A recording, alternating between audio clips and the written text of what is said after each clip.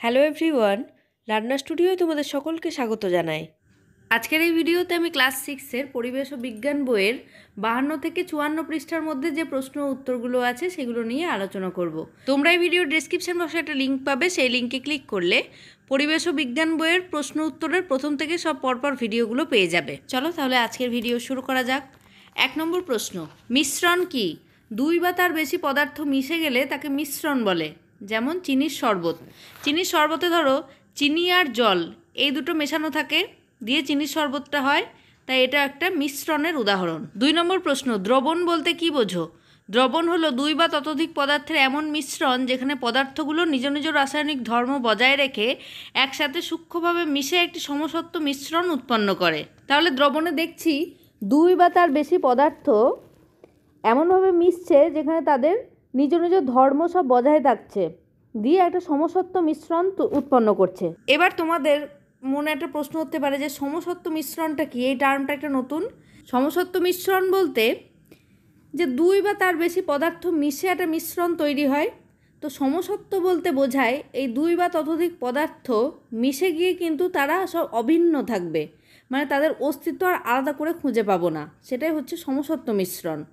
যেমন ধরো নুন জল, নুনকে জলের মধ্যে গুলে দিলে আমরা নুনের অস্তিত্ব আর আলাদা করে বুঝতে পারি না, কিন্তু খেয়েই বুঝতে পারি যে জলের মধ্যে নুন গোলা আছে, জলটা নুনা লাগে খেতে। সমসত্ব মিশ্রণের আরও কয়েকটা উদাহরণ হলো অ্যালকোহল ও জলের মিশ্রণ, সমুদ্রের জল, সোডা ওয়াটার, পেট্রোল ও তেলের মিশ্রণ ইত্যাদি। 3 নম্বর প্রশ্ন, দ্রবণ কি যৌগিক না মিশ্র পদার্থ? দ্রবণ হলো মিশ্র পদার্থ। একটি দ্রবণের কয়টি অংশ কি কি? একটি দ্রবণের 2টি অংশ, দ্রাব্য ও দ্রাবক। 5 নম্বর প্রশ্ন, দ্রাব্য কি? দ্রবণ তৈরির সময় যে পদার্থটা গুলে যায় তাকে দ্রাব্য বলে। যেমন চিনির শরবতে দ্রাব্য হলো চিনি। দ্রাবক কি? দ্রবণ তৈরির সময় দ্রাব্য যার মধ্যে গুলে যায় তাকে দ্রাবক বলে। যেমন চিনির শরবতে দ্রাবক হলো জল।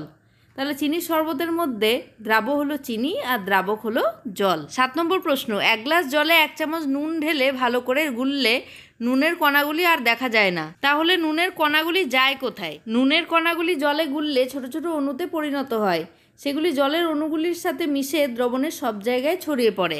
8 নম্বর প্রশ্ন, নুন জলে বেশি দ্রাব্য না তেলে বেশি দ্রাব্য?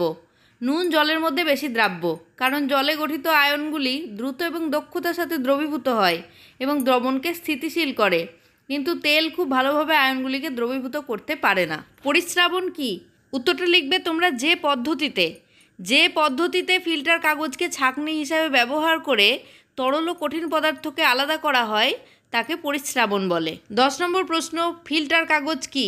পরিস্রাবণ পদ্ধতিতে ছাঁকনি হিসাবে যে কাগজ ব্যবহার করা হয় তাকে ফিল্টার কাগজ বলে। 11 নম্বর প্রশ্ন, কাদাগোলা জল থেকে কাদা ও জলকে কিভাবে পৃথক করা যায়?